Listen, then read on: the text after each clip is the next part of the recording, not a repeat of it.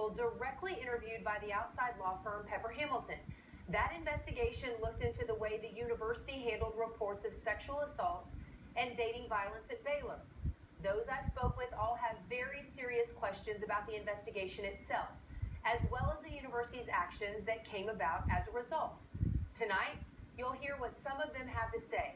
The first detailed account of how Art Briles learned that he was being fired, plus secretly recorded audio of Baylor's own Title IX administrator questioning whether the university went too far.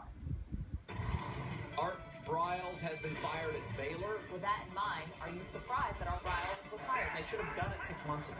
All of this under the stewardship of this man's football program. It simply can't happen. See, I wouldn't hire him to be my dog sitter. I look at Art as just collateral damage, just friendly fire. Somebody had to go, and that's where the gun was pointed when they pulled the trigger. When the Baylor sexual assault scandal was at its peak this May, the media firestorm focused on football and especially Art Briles. ESPN previously reported that Baylor failed to investigate sexual assault claims made against football players for 2 years. That's actually a violation of federal law. News 10 has obtained a recording of a meeting between Baylor's Title IX coordinator Patty Crawford and athletic staff back in July, the first meeting after Briles was fired. In that meeting, Crawford says the focus on Art Briles and the football program was misplaced. A very small percentage of our cases have anything to do with athletics, and I've made that very clear to our leadership. This is not an athletics issue in the sense of violence and all these things. This is a human issue. The fact is, 2 players have been convicted of sexual assault during Briles' tenure at Baylor, and neither stepped foot on the field after they were accused. You know, we had a trial last August where someone was found responsible, found guilty, and then there was another one 2 years ago related to athletics. Media loves anything related to athletics. They love that because it's sensational. Those 2 cases have been widely reported on, although key details have been misreported or left out. For whatever reason, sports gets people's priorities out of whack. Tevin Elliott was convicted of 2 counts of sexual assault for assaults that happened at Baylor in 2012. Elliott was kicked off the team by Art Briles 12 days after he was accused, 3 days before he was arrested and charged. After his arrest, because he had not been indicted, the NCAA cleared Elliott to transfer to Central Arkansas. It was while he was there, Elliott was indicted by a McLennan County grand jury.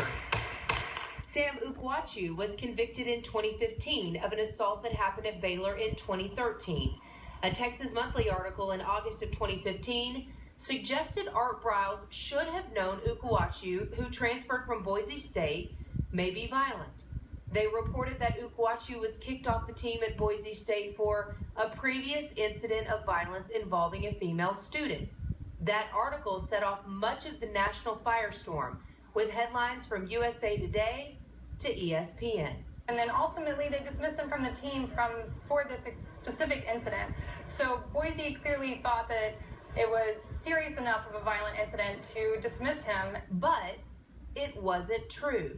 Boise State and Baylor have since said that Ukwachu was not released for any disciplinary reason. Boise State says no such incident was ever reported to them. Ukwachu's father spoke with News 10 last year. Samuel was depressed. Samuel was homesick. The athletic department and university sources with whom KWTX talked say no player ever played for Art Briles while accused of sexual assault.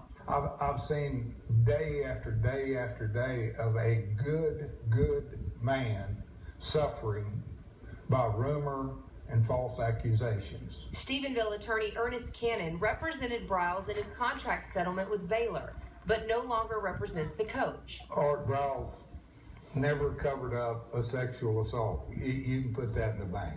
Cannon says Baylor investigators had 8.5 years worth of text messages and emails and found not a hint of a mishandling of a sexual assault case. And when he got word of it and the AD told him he'd been to the meeting and he said, how'd it go? And he said, not good. And he said, well, I'm really so sorry. I'm really so sorry. And the AD said, it's not me, it's you.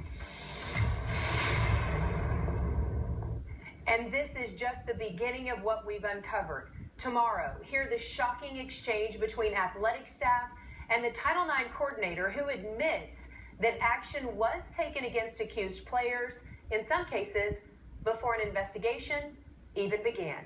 Back to you.